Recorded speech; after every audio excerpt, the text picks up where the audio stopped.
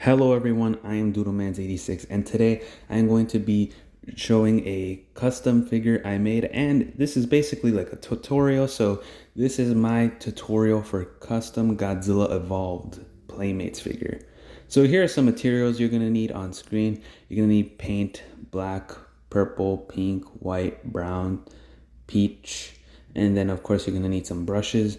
So yeah, these are the materials you're going to need, and of course you're going to need a Godzilla figure. You can also do this with the 12-inch figure or the Battle Roar one, whichever one you want, but of course I did this with the 6-inch one, and I think that is pretty fun. So first off, to get started, actually I haven't done a tutorial in a while, I just realized that.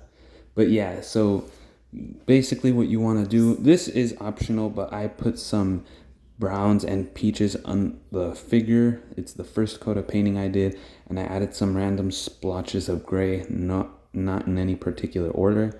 I did this because, as we all know, the Monsterverse Godzilla has natural colors. So he has like browns, peaches, and blacks on him. So of course, if you don't want to do this part, you can always skip it. But me personally, I like seeing the little spots of peach underneath. But so yeah, but you're gonna end up dry brushing it anyway. So now that you've seen that, depends on what you do. So if you're gonna add the peaches underneath, this next part should be pretty simple. As you can see, I added the pinks on him. So what you want to do is use your darkest pink or your most strongest one on the spines and make little cracks and veins all over him. Put the dark pinks and the metallic base first. And if you didn't put the peaches underneath, it's going to be a little difficult because then you basically just paint the whole figure pink and then you try to dry brush from there. But I find this to be much more effective and much nicer looking because you get to control the pinks here. Like as you can see on the body, I have little cracks of lightning. Well, not lightning, but they look like lightning veins across his whole body. So yeah, you also want to get them on the cracks, especially at the ones here, like on the thigh, the rows of spikes up at his neck, the ones in between his armor plating up front, and of course the cracks between the tail segments. So you mainly want to get the main ones, and then as you can see, I added a few spots of pink in random areas. So you can pretty much go wild with that doesn't matter, but you just want to get the main spots first. And the way I see it, the main spots are the front of the body, the thighs, the scales up at his head, and then his back, and of course the spines. So next up after that, once you got all that down, you want to dry brush the whole figure black. Of course that is his base color, and you just want to get everything. And it should come out looking like this. Don't go heavy with the dry brushing, but don't go too soft. Just go to medium pace. But some spots you can go heavy on. If there's like, for example, if there's too much brown, say like on his finger, then of course you can completely paint that. That's up to you. And then next up, you want to dry brush the light gray on top because I think that completes the look. It kind of gives him like this skeletal appearance, especially on the face here. I just love the way his face looks here. He looks like a mummy. He's so funny looking, isn't he? And yeah, as you can see, I started painting the markings. Now, this is up to you. However you want to paint the spines, go ahead. You could just completely paint them pink, just dry brush them. You could do a fade, airbrush.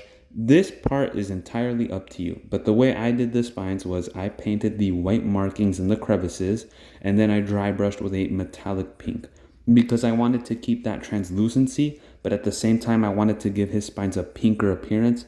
And as you can see, I think I pulled that off pretty well. I'm pretty happy with how it came out, and as you'll see in video, it does look pretty great, and in photos it looks awesome. And then the last part is basically dry brush spots in pink, get all of that pink in there, and paint spines and spikes everywhere on his body. That's the most fun part because that's the part where you just get to go all mayhem with it, go crazy. And of course you can paint the mouth, the eyes, everything else. The nails, I painted them a metallic purple. That's up to you. So yeah, here is the before, and now here is the after. I will definitely say he's much more color accurate. Just look at those colors, they look fantastic. And now I leave it up to video me. So here he is all finished. So as you can see, the pinks came out rather nice. I honestly thought they were going to be a little dull here, but I like that the metallic pink does look really nice. And I like how it came out with the translucent spines, because I wanted to give it that shiny look, but then when you shine the light, it glows. So yeah, and as you saw from the photos, because of the paint, it glows pink more than red. So that's really awesome to see. So just taking that off, you can see that all I really did was dry brush this with a silver pink, and then I put some silver on the tips. So yeah, not much of a change there. Honestly, I would have left it, but I said, whatever, let's just paint that. So here we have a look at the face. Of course, I didn't paint the inside of the mouth because I didn't want to scratch up any paint in there. And honestly, I thought they did a pretty good job with the teeth. I did add a few extra in there myself though, so yeah. Then of course we have the beautiful rows of spikes, all the pink everywhere, very shiny. And of course, I did this kind of sloppily. I finished this custom in a day. Like I started this in the morning and then finished by afternoon, so I did kind of rush some things. So I think that if I took my time, I could have made the paint cleaner, could have made it nicer, but you know what, that's okay. Of course we have the dry brushing of the skin, the peaches underneath, and this was a little time consuming, but so worth it because it looks so cool. The markings are so nice. I love them. They're so beautiful too. And I like how the paint on the elbow spikes came out here too. That looks fantastic. The shiny purple nails, I love that. I know he doesn't have shiny purple nails, but I added them because I thought they were cool. Of course, here we have the tail. And then the thagomizer here. Very nice. Very nice indeed. So yeah, this is the custom, and basically the figure poses fine. It's just the same figure. Of course, paint scratching is to be expected unless you have some sort of shield for that, for the paint. And of course, the posing is the same. Everything else is the same. All I did was add the paint on him. So I recommend you do this if you have an extra lying around.